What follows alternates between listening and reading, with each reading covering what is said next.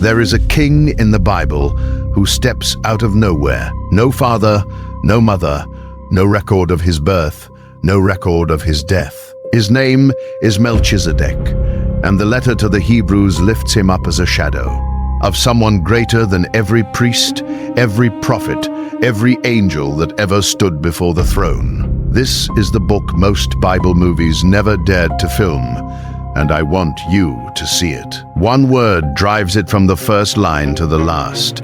Better. Better than angels. Better than Moses. A better covenant. A better sacrifice. And here is the strange part. This towering argument that reframes the whole Old Testament has no author's name on it. None. It was sent to the Hebrews with the force of a sermon, and whoever wrote it never signed the first page. Hollywood gave you Moses parting the sea, David and the giant. But this book, the one that explains what all of it was pointing to, they left on the shelf. So we filmed it. The verse was always there.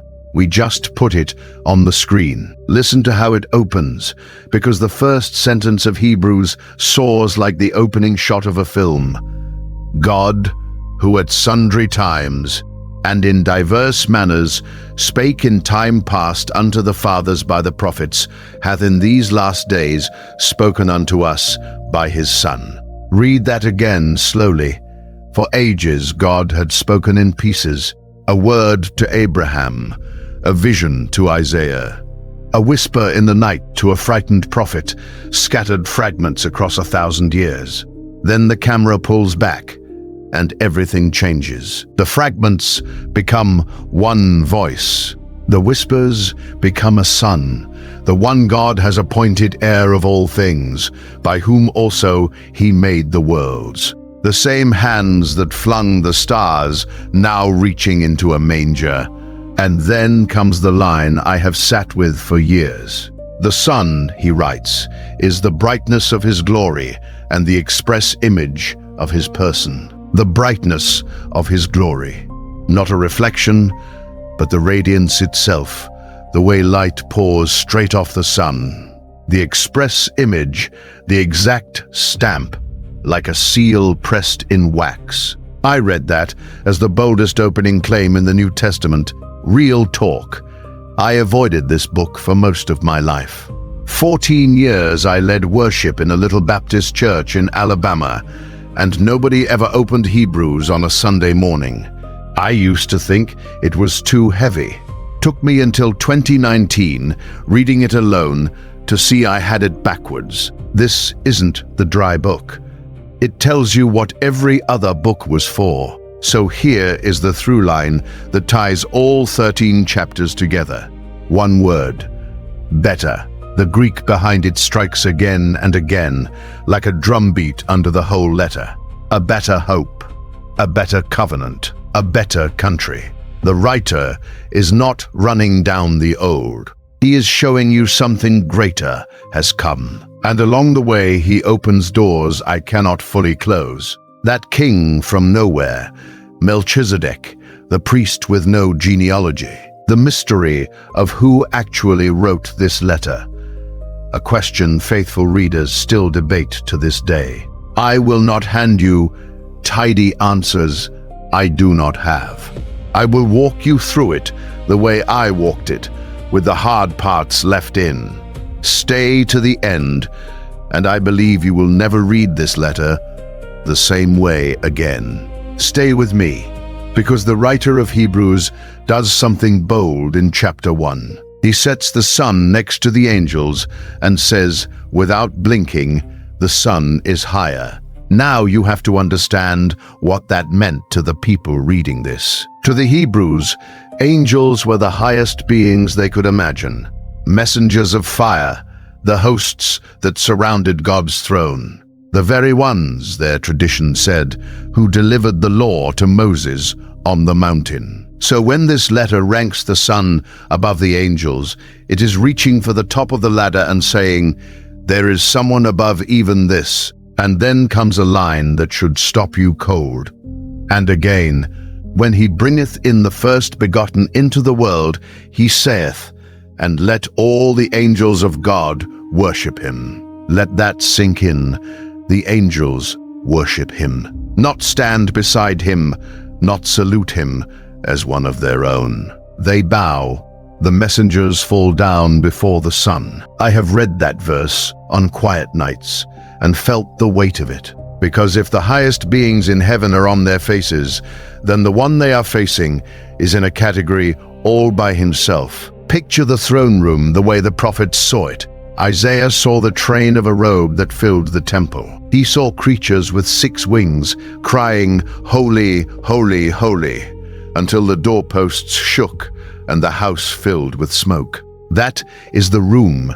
That is the company. And into that room the Son walks, not as a guest, not as the greatest of the servants, but as the heir. The writer has already told us he is the brightness of his glory. Now he shows us the response of heaven to that glory. Every wing folds, every voice turns. The worship that belongs to God alone is given to the Son. Here is how I read it, and you can sit with this in your own way. The book is not insulting the angels. Angels are glorious. The point is comparison, not contempt. The writer is building a staircase, and he wants you to climb it with him, step by step, until you are standing higher than you ever thought a person could stand, above the prophets, above the law, above the angels. And he is just getting started. Because once he has lifted the Son to the top, he gives you the one word that holds the whole letter together. That word, in the original Greek, is kriton. It means better, superior, greater. And here is what makes it the spine of this entire book. The writer reaches for that word again and again, somewhere around 13 times across these 13 chapters, like a hammer striking the same nail until it is driven all the way home. A better hope, a better covenant, better promises, a better sacrifice, a better and an enduring substance, a better country, a better resurrection. Once you start hearing it, you cannot stop. But you have to catch what kind of better this is, or you will miss the whole thing. Kriton is not good versus bad. It is not light versus darkness, righteous versus wicked. It is good versus greater. The old was not evil. The old was glorious in its own time. The law was holy. The priests were ordained by God himself. The sacrifices were commanded from heaven. None of that was a mistake. The writer is not tearing down something rotten. He is showing you that something good has been surpassed by something better. I think that distinction matters more than people realize. And it took me a while to land here myself. For years I read these comparisons like an argument, like the new was beating up on the old. That is not the spirit of it. The shadow was beautiful, but the shadow was always pointing at a body. The candle was real light, but the sun had not yet risen. So when the writer says better, he is not saying the past was worthless. He is saying, look up, the greater thing has finally come. Hold on to that word. Carry it with you into the next chapters, because everything the writer is about to show you, he measures by it. So the writer has lifted the Son above the angels, and the moment he does, he turns and points his finger straight at you. Chapter 2 opens not with more theology, but with a warning, and it is gentle and terrifying at the same time. Therefore we ought to give the more earnest heed to the things which we have heard, lest at any time we should let them slip. Let them slip. Read that phrase again. He does not say, lest someone rip the truth out of your hands. He says, lest it slip quietly, the way a boat drifts from the dock when no one is holding the rope. That image has stayed with me because I know how it happens. Nobody decides to walk away from God on a Tuesday morning. It is slower than that. A missed prayer, a heart that goes a little cold, a truth you once trembled at, now just background noise. And then one day you look up and the shore is far away. The writer knew that drift. He had watched it happen to people he loved. So he asks the question that hangs over the whole book: how shall we escape if we neglect so great salvation? Sit with the way he says it, not how shall we escape if we attack this salvation, or curse it, or burn it down, if we neglect it, if we simply do nothing. So great a salvation treated as small, so great a rescue met with a shrug. I read this as the most honest danger in the Christian life, the one nobody warns you about. Not loud rebellion, quiet neglect, the slow leak that empties the tank while you are looking at your phone. And then the writer does something tender, something that turns the warning into good news. He shows you why this salvation is so great. He says of Jesus that he was made a little lower than the angels for the suffering of death, crowned with glory and honor. Stop and feel the shape of that. The one the angels worship in chapter 1 steps down below them in chapter 2. The brightness of God's glory wraps himself in skin that can bleed. He went low. He went lower than the messengers of fire, all the way down into death itself. And on the other side of that death, the writer says, he was crowned. Glory and honor. The descent was not defeat. The descent was the doorway to a crown. Now watch the comparison sharpen, because in chapter 3, the writer brings in the greatest name his readers knew, Moses. To the Hebrews, there was no human being higher than Moses. He spoke to God face to face. He brought down the law. He led the people out of bondage. And the writer does not for 1 second insult him. He says Moses was faithful in all his house as a servant. Faithful, honored, a true and trusted servant in the household of God. Hear that? He gives Moses his full glory first, and then he lifts the son 1 step higher, but Christ as a son over his own house. Do you feel the difference? A servant is faithful in the house. A son is faithful over the house. The servant serves in a home that belongs to someone else. The son owns the home. This is the same drumbeat from before. The word better played in a new key, better than the angels. And now, gently but unmistakably, greater than Moses himself. The highest honor in all of Israel, reframed, lifted, surpassed by the one the whole house was built for. Here is where I have landed after sitting with this for a long time, and you may read it differently. This is not the New Testament putting down the Old. Moses is glorious in this very chapter. The point is not less and more in worth. It is servant and son in role. And then, having raised the son that high, the writer turns and pleads with us one more time, quoting the wilderness generation as a warning. Today, if ye will hear his voice, hardened not your hearts. There it is. The danger is never that the son is too small. The danger is that our hearts grow too hard to hear him. Carry that question with you, because the writer is about to show us the rest that those hardened hearts could never enter. So follow the writer into chapter 4, because this is where the warning turns into an invitation. The wilderness generation hardened their hearts and never entered the land. They wandered until they died in the sand. A whole generation that saw the miracles and still could not rest. And the writer looks at that old story and says something that should stop you cold. The promise did not die with them. There remaineth therefore a rest to the people of God. Hear that word, remaineth. It is still on the table. It was not used up in Canaan. It was not spent in Joshua's day. It is still waiting right now, for anyone tired enough to want it. And here is where I have to slow down, because most of us were taught that this rest is just the Sabbath day. 1 day a week, put down the work, go to church, pick the work back up on Monday.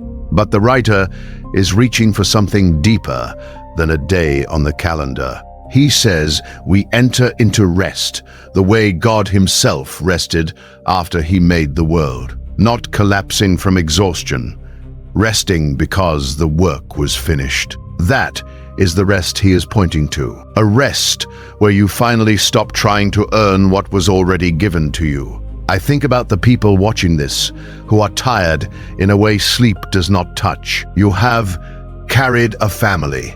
You have buried people you loved. You have waited years for a door God has not opened yet.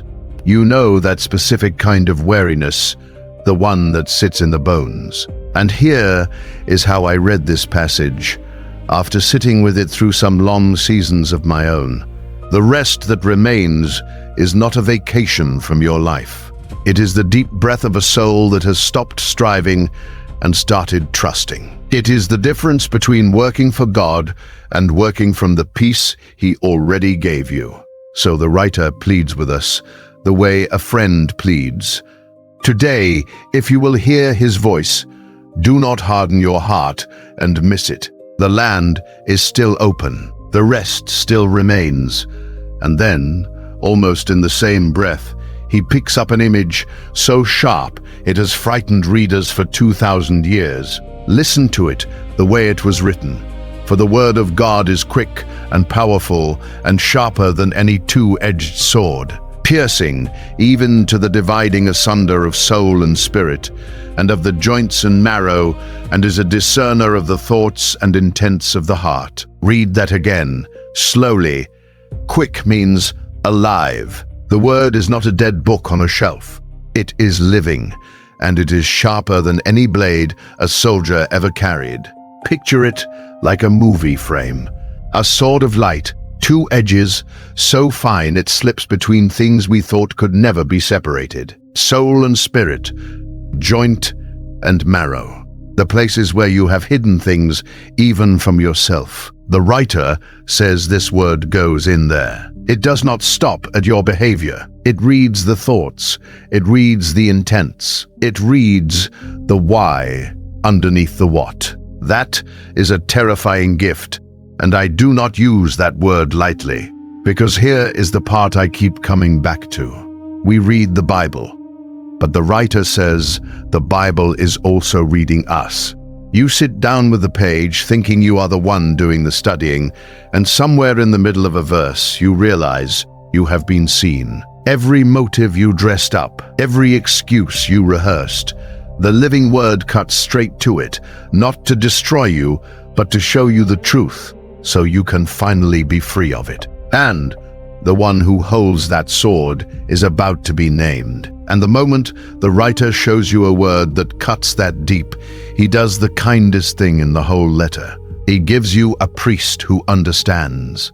Because if the word sees everything in you, you need someone standing between you and God who has seen what it is to be human. So he says, seeing then that we have a great high priest that is passed into the heavens, Jesus, the Son of God, let us hold fast our profession. A great high priest, not a distant judge. One who walked through this world and went up into heaven, still carrying the memory of what it cost. Then comes the line I believe has carried more weary believers than almost any other in the book. For we have not an high priest which cannot be touched with the feeling of our infirmities. Read that slowly. He is not a high priest who cannot be touched.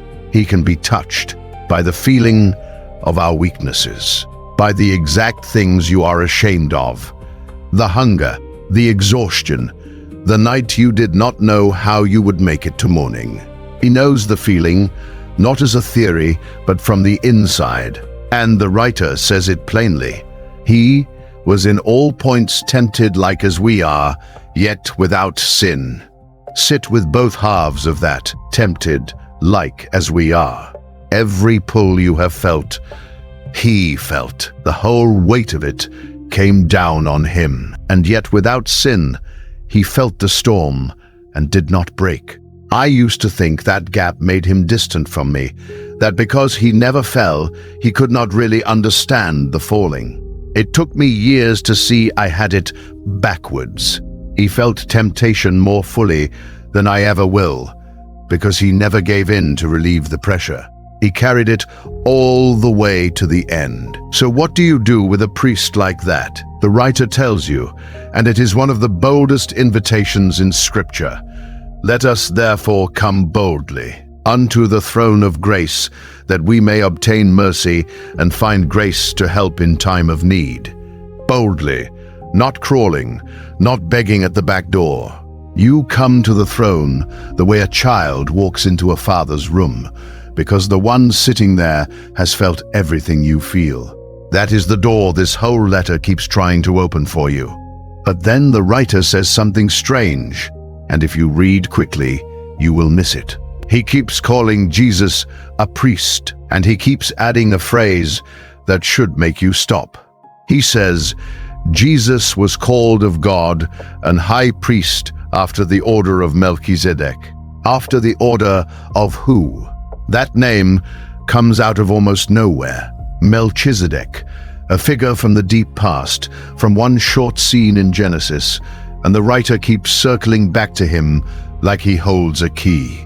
And here is what gets me. The writer wants to explain it. He clearly has more to say, but he stops himself. He says of this Melchizedek that he has many things to say and hard to be uttered. Hard to be uttered. Even the man writing the book of Hebrews pauses here. He admits this is difficult, that his readers are not ready, that the mystery is almost too much for words. When the author himself slows down and says, "This is hard," you know you have arrived at the center of something. So hold that name in your mind. Melchizedek, king of Salem, a priest who blesses Abraham and then vanishes from the page. The writer has been building toward him this whole time, and in the next chapter, the curtain finally pulls back. Faithful readers have wrestled with who this man is for 2,000 years, and I want to walk you into that mystery slowly, the way it deserves. Because what Scripture says about him is stranger and more beautiful than most of us were ever told. So let me take you back, all the way back to Genesis, to the scene the writer keeps pointing at. Abraham has just come home from war. He chased down the kings who kidnapped his nephew Lot. He won the battle against the odds. And now he is walking back, exhausted with the rescued and the spoils. And out of the desert, out of a city we barely know, a figure comes to meet him. Picture the road, the dust still on Abraham's men, the valley quiet after the fighting. And here comes a king nobody introduced. The text says it simply, and the simplicity is part of the mystery. And Melchizedek, king of Salem, brought forth bread and wine, and he was the priest of the Most High God. Stop on that. Bread and wine, carried out to a tired warrior in the open country. Centuries before the law of Moses, before there was a temple, before there was a single Levite priest. Here is a man already called the priest of the Most High God. And notice the wording, because the writer of Genesis chooses it carefully. He does not say a priest of Abraham's household or a priest of some local idol. He says the Most High God, the same God Abraham served. Two men from two different worlds, worshipping the same Lord on a dusty road. Where did this king come from? Who ordained him? The story does not say. He simply appears, and the appearing is the point. Then Melchizedek does two things, and both of them matter for everything the writer will build later. First, he blesses Abraham. He speaks the blessing of God Most High over the father of the faithful. And second, watch what Abraham does in return. Abraham gives him a tenth of everything. A tithe, the greatest patriarch in Hebrew memory, the man God chose to start a whole people, bows his shoulders and hands over a tenth to this king who walked in from nowhere. That detail is going to echo like thunder when we reach the New Testament.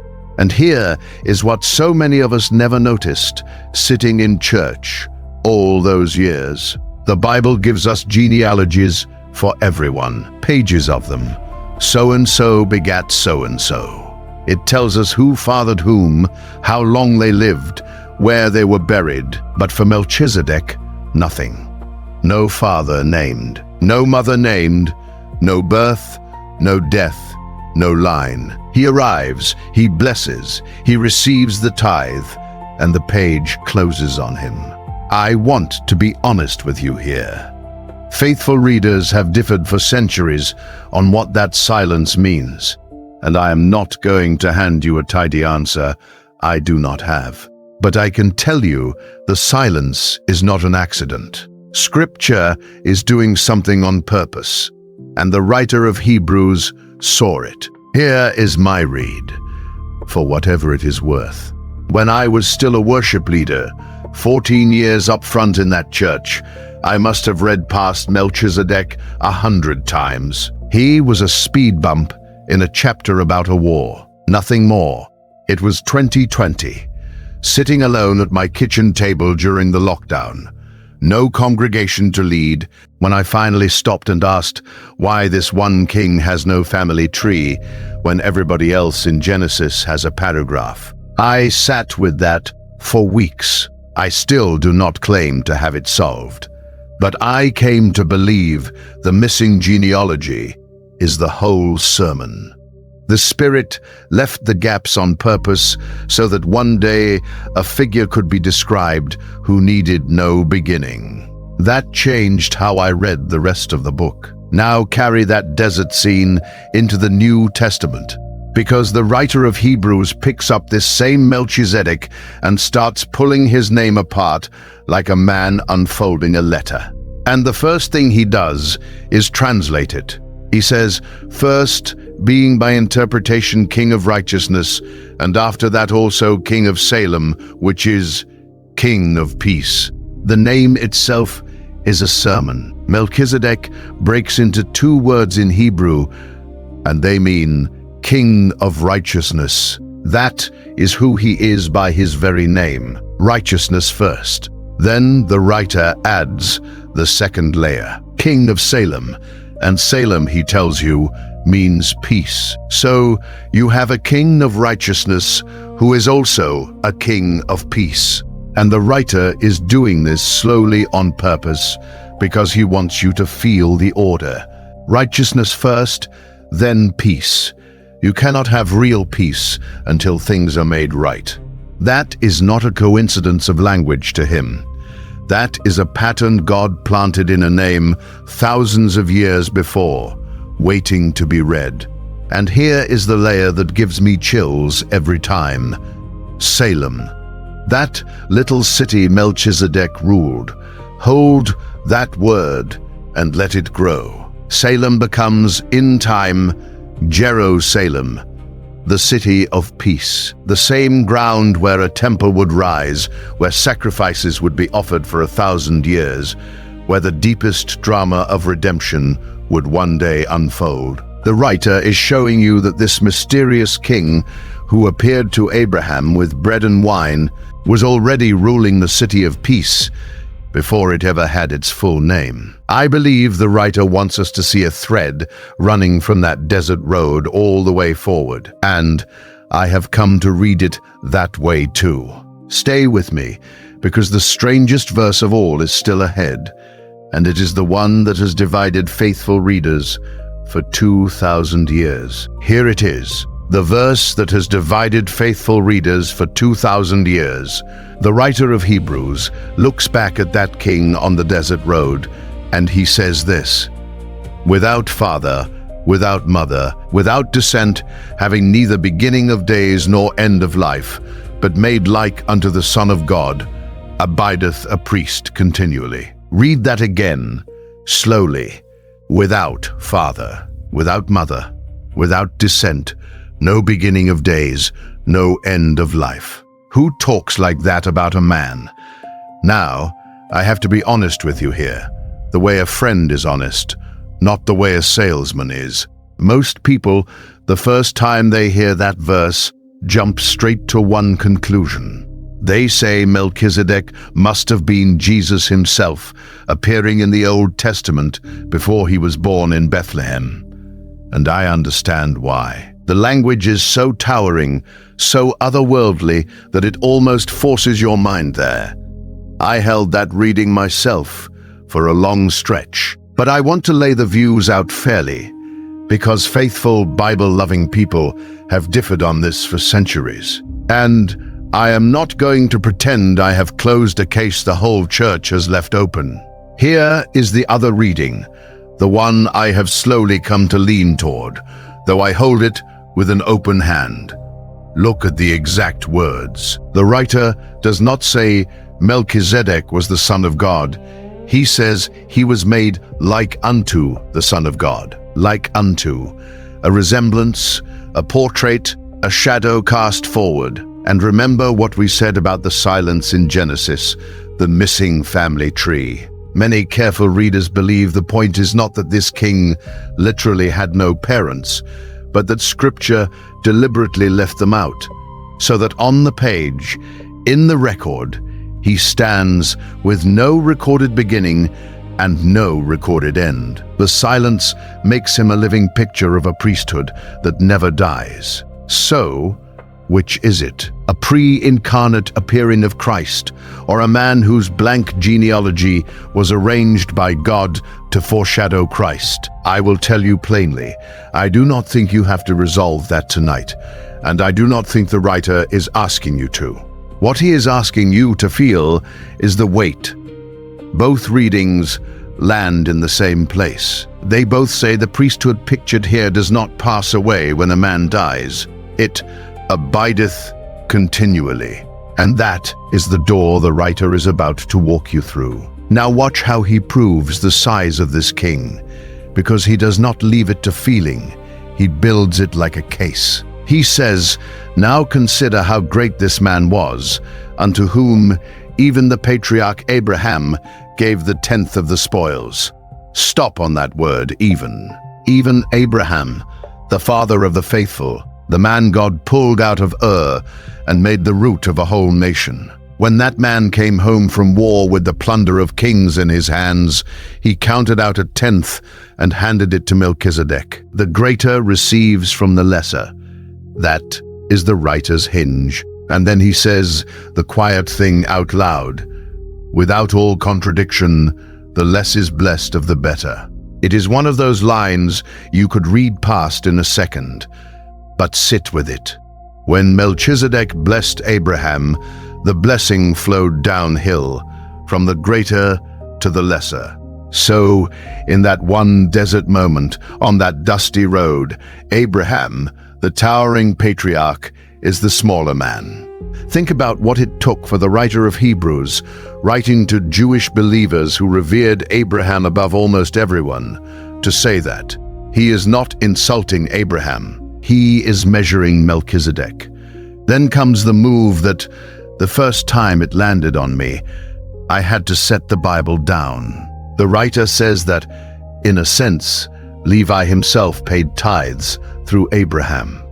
His words, and, as I may so say, Levi also, who receiveth tithes, paid tithes in Abraham, for he was yet in the loins of his father when Melchizedek met him. Now Levi is the father of the whole priestly tribe, the line of Aaron, the men who would one day run the temple. And the writer is saying that the entire Levitical priesthood, while it was still unborn, still waiting generations in the body of Abraham, already bowed to this king.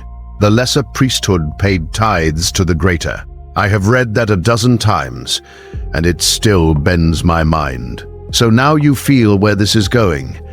If even Levi bowed, then there is a priesthood older and higher than the one Israel knew. And the writer brings it home. He says that because Jesus lives forever, this man, because he continueth ever, hath an unchangeable priesthood, an unchangeable one. The old priests died, one after another, and the office had to be handed down, generation to generation, coffin to coffin. But this priest does not die. And then the verse that I believe is the beating heart of the entire book. Wherefore he is able also to save them to the uttermost that come unto God by him, seeing he ever liveth to make intercession for them. He ever liveth to make intercession for you. I want to be careful here, because this is holy ground and I do not want to trample it with too many of my own words. This, to me, is why so many people call Hebrews the book that blows your mind. Not because of a clever code or a hidden secret, but because of this one staggering claim that there is someone praying for you right now who never stops, who never dies, whose prayers never run out of breath. I have sat with that on hard nights, and I will not tell you I have understood it fully. I do not think anyone fully has. Some mysteries are not riddles to be solved.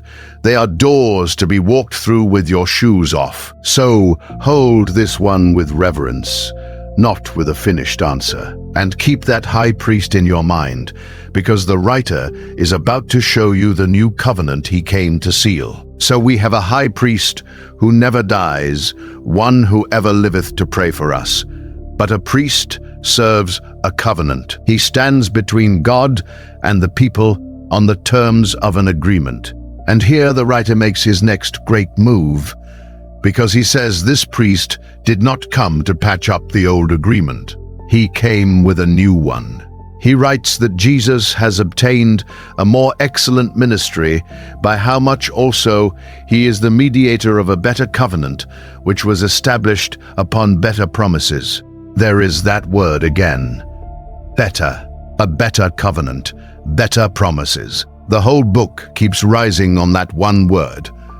Let me say where I land on this, and you can weigh it for yourself. For years I read the word covenant and felt nothing, because it sounded like a legal term, like fine print on a contract nobody reads. It was during those years I spent reading alone, away from the platform I used to lead from, that the word finally got under my skin. A covenant is not fine print. It is the deepest promise two parties can make, sealed in blood, meant to hold when everything else falls apart. And the writer is telling Hebrew believers that God has cut a new one that landed on me like a weight. Because if there is a new one, something has shifted in how God and his people stand together. And the writer does not soften it. He quotes the prophet Jeremiah, where God promised a coming day, and then he draws the conclusion straight. In that he saith, a new covenant, he hath made the first old. Now that which decayeth and waxeth old is ready to vanish away. He hath made the first old. Sit with how bold that is. The writer is not throwing away the law of Moses as if it were worthless. He is saying it was the first draft of something, the opening movement of a song that was always building toward a finale. The first was real, but it was always meant to give way to the better. So what makes the new one better? Here is the heart of it, and it is beautiful. Under the old covenant, the law was carved into cold stone tablets, set outside the people, something they looked at and tried to obey from the outside in. But listen to the promise God makes in the new. I will put my laws into their mind and write them in their hearts, not on stone, on hearts. Not a rule you stare at on a wall, but a love that gets written inside you, in the soft place where you actually live. I believe that is the whole difference. The old said, here is what is right. Now reach for it. The new says, I will put it inside you and grow it from within. If you grew up in the black church, you have felt that difference in your bones. even before you had words for it. Now the writer turns to the tabernacle, the tent of worship. And this is where the camera, if we were filming it, pulls back to show you the whole sanctuary. Because he makes a claim about that holy tent that changes how you read every page of the Old Testament. He says, the priests of Israel served at a sanctuary that was only a copy. His exact words, they serve unto the example and shadow of heavenly things. The example and shadow. Picture a shadow on the ground. It has the shape of the real thing, the outline, the proportions, but it is not the thing itself. The writer is saying the whole earthly tabernacle, every board, every curtain, every golden vessel, was the shadow of a greater sanctuary in heaven. Think about what that does to the scene. Picture the tabernacle in the wilderness, the outer court under the desert sun, the thick woven veil embroidered with cherubim hanging heavy across the entrance to the innermost room. And behind that veil, the Holy of Holies, the small dark chamber where the Ark of the Covenant sat, where the glory of God came down, where only the high priest could enter, and only once a year, and never without blood. For centuries that veil hung there like a closed door, telling the people the same thing every single day. You cannot come in. Not yet. Not like this. And the writer says all of it. The tent, the veil, the inner room, all of it was a shadow pointing at something real. Then he names the real thing. He says, Christ came as an high priest of good things to come by a greater and more perfect tabernacle, not made with hands, that is to say, not of this building. A greater and more perfect tabernacle, not pitched by human hands in a desert. The true sanctuary, the heavenly one, that the wilderness tent was only ever sketching in shadow. I have come to read the entire Old Testament differently because of this one idea. Every shadow has a body that casts it, and the writer is about to show you what the blood of that better sanctuary actually accomplished. The one thing all those years of animal sacrifice could never finish. So picture the high priest, year after year, walking behind that veil with a basin of blood. The blood of a bull, the blood of a goat. He sprinkles it on the mercy seat, he backs out, the veil falls closed, and the people breathe again for one more year. And then the next year, he does it again, and the next, and the next. Have you ever stopped to ask why he kept having to come back? The writer of Hebrews asks it for us, and his answer is one of the most piercing lines in the New Testament. For it is not possible that the blood of bulls and goats should take away sins. Not possible. Read that word again. Not possible. I think we miss how stunning that sentence is, because we have heard it so many times it goes soft in our ears. For 1,500 years, the people of Israel brought their lambs and their goats to the altar. The whole system God himself gave them ran on blood, day after day, festival after festival. And now the writer says, in one breath, that all of it, every drop, could never actually lift the guilt off a single soul. So what was it for? Here is how I have come to understand it, and I have sat with this a long while. The animal blood was never the cure. It was the reminder. It pointed forward. It kept saying over and over, something real has to die for this, but not this, not yet. This is only the shadow. And the reason it had to be repeated is itself the proof. The writer makes the argument plainly. He says, if those sacrifices had ever truly worked, would they not have ceased to be offered? If the debt were paid, the bill would stop coming. The fact that the priest had to walk back behind that veil every single year was Scripture's own way of telling Israel the work was not finished. The sacrifices could cover, but they could not cleanse. They could delay, but they could not close the account. Something that never had to be repeated was the only thing that could ever be enough. And then the writer lifts your eyes from the bulls and the goats to the cross. Listen to how he says it. Neither by the blood of goats and calves, but by his own blood he entered in once into the holy place, having obtained eternal redemption for us. By his own blood, once. Not every year, once. And not into the tent in the wilderness, but into the true sanctuary, the heavenly one we talked about. Eternal redemption. Not a 1-year covering that expires and has to be renewed, but a redemption that holds forever. I believe this is the moment the whole book has been climbing toward. Every shadow finally meets its body. Every repeated sacrifice finally meets the one that needs no repeating. The writer drives it all the way home with a phrase I want you to carry out of this video.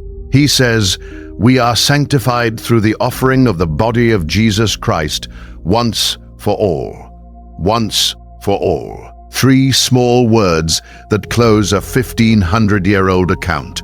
Not once for some, once for all.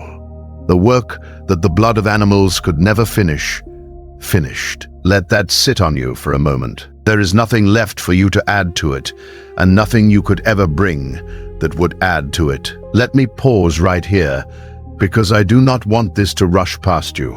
If this is landing on you the way it lands on me, do something for me. Drop the word "watched" in the comments. Not to perform anything, just so I know you are still here, still walking through this with me. And if there is one person in your life who is tired, who is carrying guilt they cannot seem to set down, send this to them. One person. That is all. Sometimes the right word reaches somebody at the exact hour they need it. Now, here is the payoff. The thing that, when I first really saw it, made me understand why some people weep over this book. Remember that veil? That thick curtain that hung for centuries telling everyone you cannot come in. For all those years, only one man, one day a year, behind blood. And the writer takes everything he has built and turns it into an open door. He says, "Having therefore, brethren, boldness to enter into the holiest by the blood of Jesus." Boldness to enter the holiest place. The room behind the veil that was sealed your whole life, Scripture now says you may walk into. Not the priest for you, once a year. You, with boldness. And do you remember what happened to that actual veil?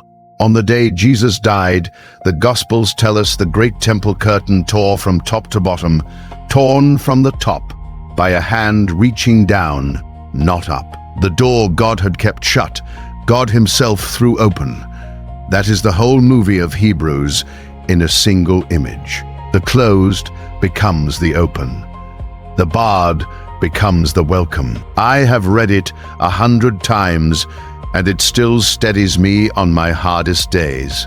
So, the better covenant, the better priest, the better sacrifice, all of it ends here at a torn veil and an open way.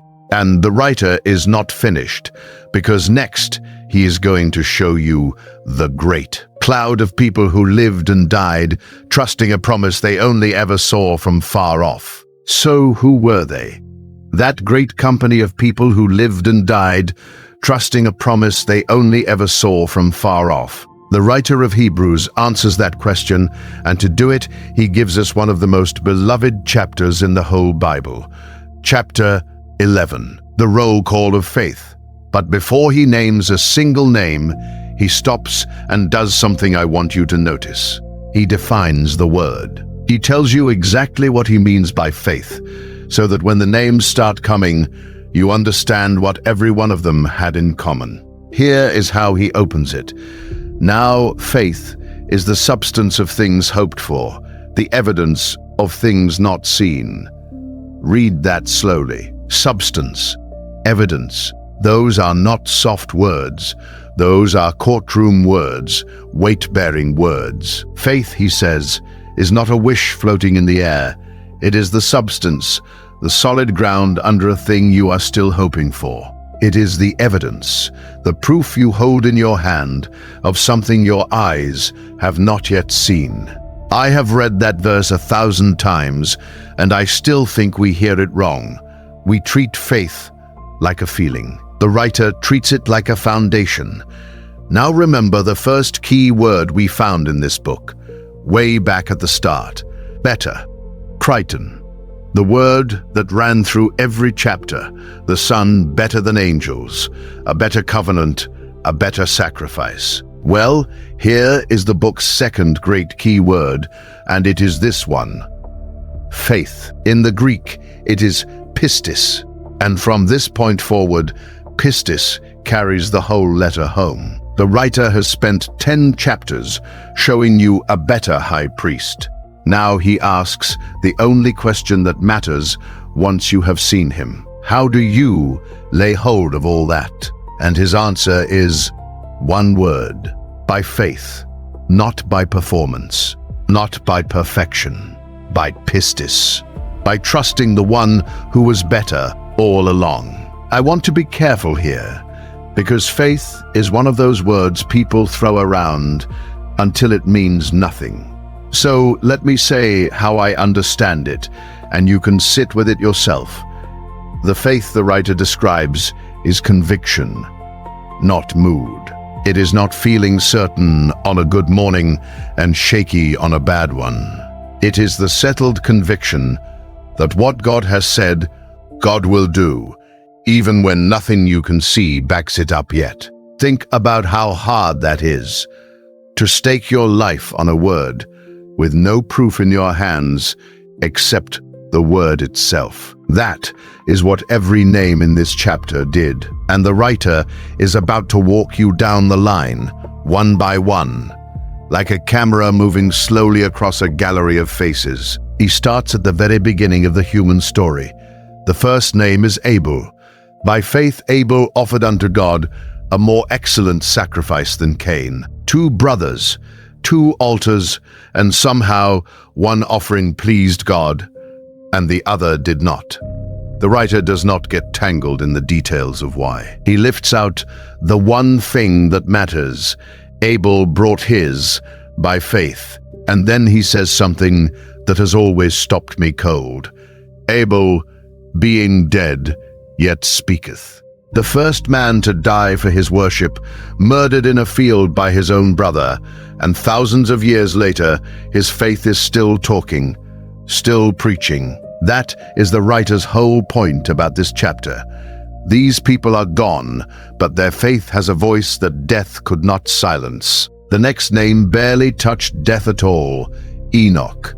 By faith, Enoch was translated that he should not see death. The book of Genesis gives him one strange, beautiful line.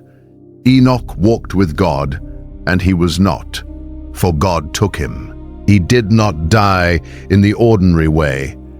He walked with God so closely, so faithfully, that one day God simply took him home, and the writer tells us why. Before he was taken, he had this testimony that he pleased God. Think about that for a second. A man whose whole legacy is not what he built or conquered, but that he walked with God, and God was pleased. I think a lot of us, the older we get, start to want that to be our legacy too. Not the noise, the walk. And then comes Noah, and here the writer gives us the picture I love most in these opening names.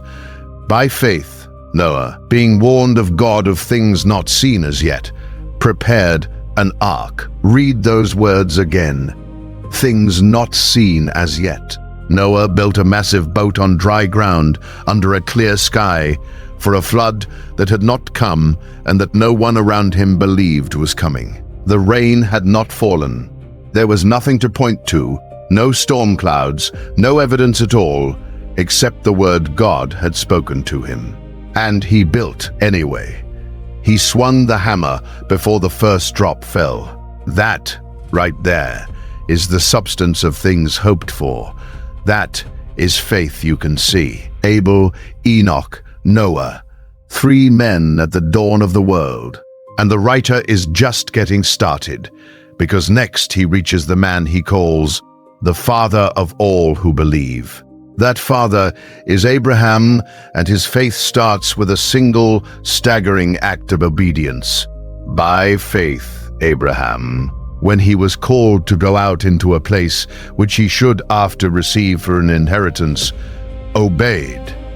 And he went out, not knowing whither he went. Stop on that last phrase.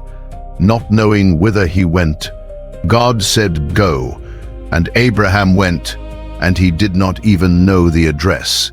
No map, no destination, just a voice and a promise, and a pair of feet willing to walk. Most of us want the whole plan before we take the first step. Abraham took the step with no plan but God, and the writer says something tender about Abraham and all the others like him. They died still waiting. These all died in faith, not having received the promises, but having seen them afar off. Afar off. They never held the thing in their hands. They saw it from a distance and confessed that they were strangers and pilgrims on the earth. Strangers and pilgrims. That phrase has carried a lot of weight in the black church, and I think you know why. People never fully at home in the country they lived in, holding on to a homeland they could only see by faith. The writer says that is not a tragedy. That is the very shape of faith. Then he comes to Moses, and he frames Moses in a way the movies never do. Hollywood gave you Moses parting a sea. The writer gives you Moses making a choice. By faith, Moses, when he was come to years, refused to be called the son of Pharaoh's daughter, choosing rather to suffer affliction with the people of God than to enjoy the pleasures of sin for a season. Read that. He could have kept the palace, stayed an Egyptian prince with all of Egypt's wealth at his feet. Instead, he chose affliction. He chose his own suffering people over comfort that would not last. Why would a man do that? The writer tells us, he endured as seeing him who is invisible. He fixed his eyes on a God no one could see, and that invisible God was more real to him than the visible throne he walked away from. Now the writer's camera starts to move faster, because the gallery is too crowded to slow for every face. And one face he refuses to skip might surprise you. By faith, the harlot Rahab perished not with them that believed not, when she had received the spies with peace. Rahab, a foreign woman, a woman with a past the text does not hide, living in a city marked for judgment. And she ends up in the hall of faith, right beside Abraham and Moses, because when God's people came to her door, she received them and she believed. I have to be honest with you about Rahab, because I went back and forth on whether to even say this out loud. For most of my life, the years I was a worship leader, I read these faith chapters as a list of heroes, spiritual giants, people built different than me. And Rahab did not fit, so I sort of slid past her. It took me a long while. Somewhere in those 4 years, I spent reading alone after I left the church to see what I had been missing. The writer does not put the polished people in this chapter. He puts the unlikely ones. A murdered younger brother, an old man with no map, a prince who threw away a palace, a woman the town would have whispered about. And I sat with that one night, and it honestly undid me, because I realized I had been measuring faith by respectability when God was measuring it by trust. I used to think this chapter was about being impressive. Now I think it is about being willing. That is a different thing. And it changed how I read my own life. And then the writer does something almost cinematic. He throws up his hands at the sheer number of them. And what shall I more say?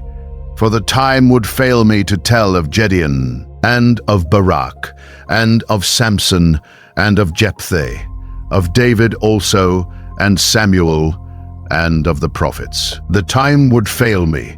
He is saying, I could go on all night. There are too many. The faithful are a crowd too large to name. And every last one of them, he reminds us again, saw the promise only afar off. They ran their leg of the race without ever reaching the finish, trusting that what they could not see, God would one day make plain. Which brings us to the line that ties this whole great chapter to you, sitting where you are right now. The writer takes all those faces and turns them into an image you will not forget. Wherefore, seeing we also are compassed about with so great a cloud of witnesses, let us lay aside every weight, and the sin which doth so easily beset us, and let us run with patience the race that is set before us. A cloud of witnesses. Picture it like this.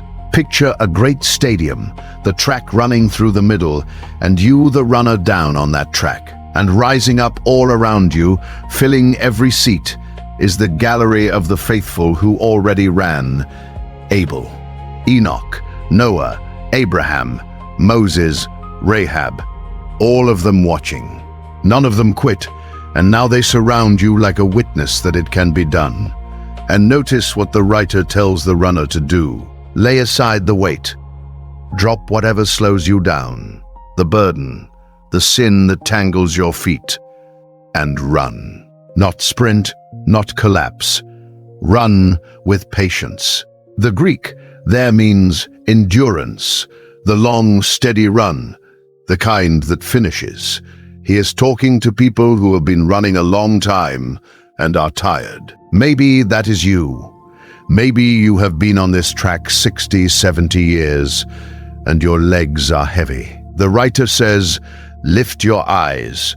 You are not running alone. And in the very next breath, he tells you the one place to fix your eyes, so you can finish the race. And that is where we turn next. So, where do you fix your eyes? The witnesses are in the stands. The race is set before you. Your legs are tired. The writer does not leave you guessing. He gives you the most important instruction in the whole letter, and it is short. Looking unto Jesus, the author and finisher of our faith.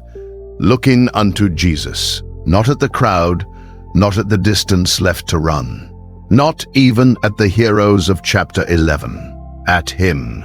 The eyes come off everything else and land on one face.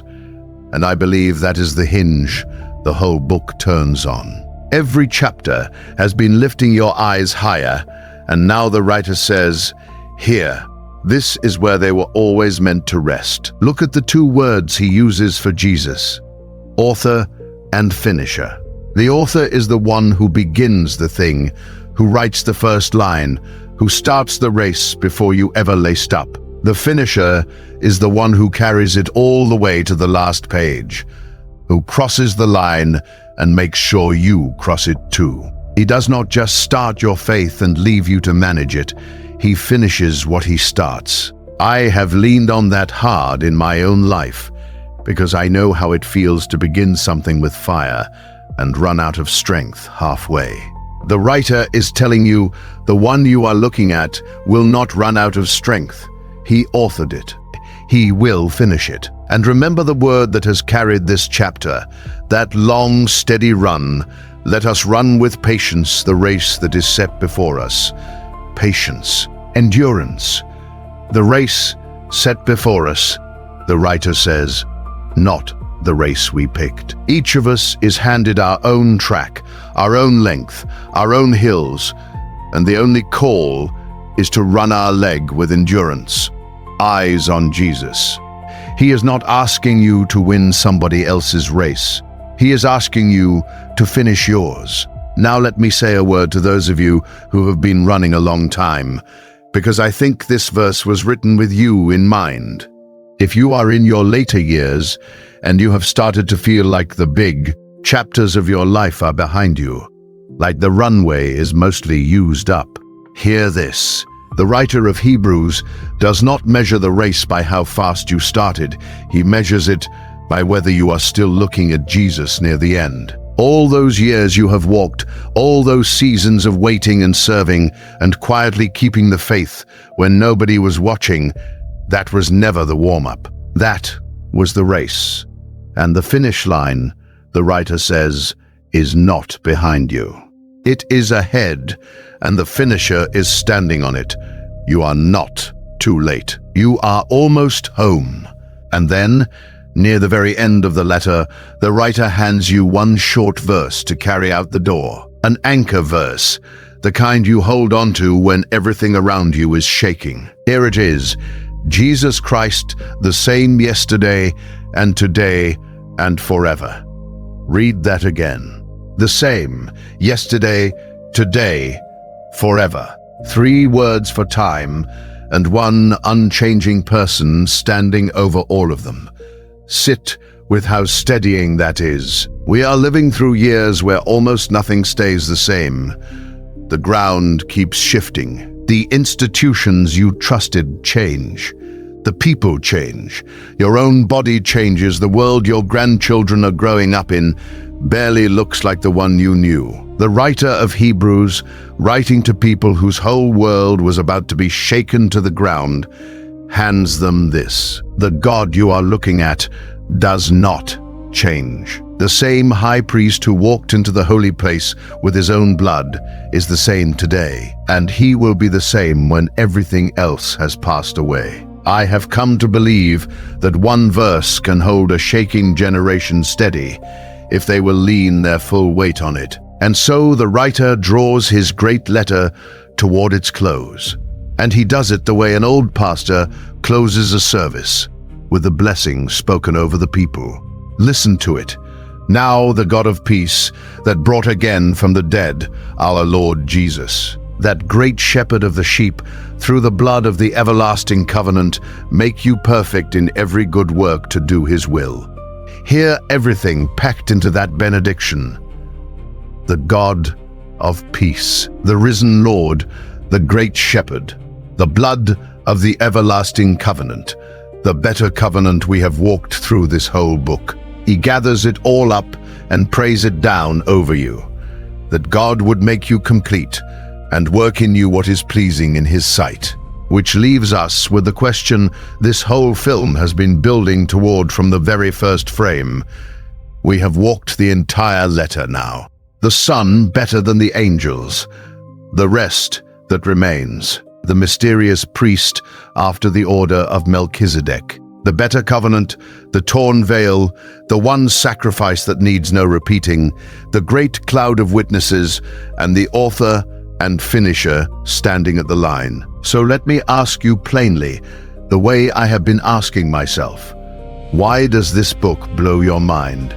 What is it about Hebrews that has made people weep over it for 2,000 years? That is exactly where I want to take you as we bring this home. So here is my answer. Here is why I believe this book blows your mind. And it is not the big words or the long sentences. It is this. Everything you read in the first half of the Bible has been pointing at one person the whole time, and you never saw his face until Hebrews turned the lights on. The priest in his robes, the tabernacle in the wilderness, the lamb on the altar with the knife coming down, none of it was the real thing. All of it was a shadow on the wall, and a shadow always means there is a body somewhere casting it. Walk back through what we have seen. The high priest who walked into the holy place once a year, trembling with the blood of a goat, that was a shadow. The body was Jesus, walking into the true holy place with his own blood and never coming back out to do it again. The tabernacle with its veil and its golden room, that was a shadow.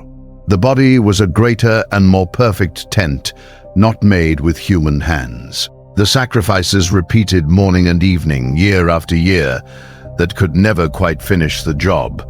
Shadows, all of them. And the body, the substance, the real thing they were straining toward, was standing in front of them the whole time, and they almost missed him. Now you understand that one word we started with. better. Crichton, a better priest, a better covenant, a better sacrifice, a better hope. Not because the old things were bad, but because they were never meant to be the end. They were the trailer, and Jesus is the film.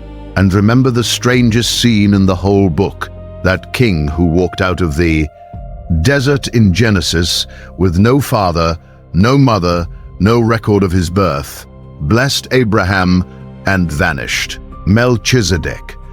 I told you I hold that one with open hands. But here is what I am sure of. The writer used that shadowy king to show you a priest who never dies, who is praying for you right now. That is the discovery, and I want you to feel the difference. Most of us were handed the Bible as a list of duties. Do this, stop that, try harder. But Hebrews is not a duty. Hebrews is a discovery. It is the moment the whole Old Testament stops being a rule book and becomes a finger pointing. That is the book in one breath. Every shadow has met its body. Every copy has found its original. And his name is Jesus. Now there is one more mystery I owe you honestly, because I promised you the truth and not just the comfortable parts. We have walked 13 chapters together, and to this day, nobody can tell you for certain who wrote them. Think about that. The most magnificent letter in the New Testament, and there is no name signed at the bottom. For centuries, many believed it was Paul, and you will still find Bibles that print his name on it. Others have looked at the polished Greek, so different from Paul's usual style, and wondered if it was Apollos, the eloquent preacher from Alexandria, or Barnabas, or someone whose name is simply lost to us. I have read good, faithful people argue every one of those positions, and I am not going to stand here and pretend I have settled what the church has not settled in 2,000 years. The honest answer is, we do not know. And here is what moves me about that. The one letter that argues nobody is greater than Jesus is the one letter that refuses to put a human name on its own cover. The unsigned letter outlived every guess about who signed it. The argument was always bigger than the author. Maybe that is exactly how it was meant to be. So that brings us home to the reason we made this film at all. This is the book most Bible movies never dared to touch. Too dense, they said. Too hard to film. No chariots, no plagues, no parted sea. So they left it on the shelf. We did not. We filmed it because the glory was always in there, waiting for somebody to put a camera on it. But hear me close. What I have shown you today is one reading, one way of walking this letter from a man who has read it many times and is still being undone by it. Scripture invites us into the story, and what you saw today is one telling. The text is deeper than any retelling can hold. So do not take my word as the final word. Open Hebrews yourself. Read it slow. Study it with your own pastor and your own heart, and let it do to you what it has been doing to me. And if it did something to you today, if you saw this book with new eyes, then do 3 things before you go. Comment the word watched, so I know you walked the whole letter with me. Share this with one person who needs to lift their eyes. And subscribe, because there is another book, another story, another forgotten thing waiting to be restored. Until then, keep looking unto Jesus. He is the author, and I promise you, he will be the finisher. One last thing before you go. This is how I read Scripture, not a prophetic word. I quote from the King James Version, unless I say otherwise. If you read it differently, I want to hear it. Drop your thought in the comments.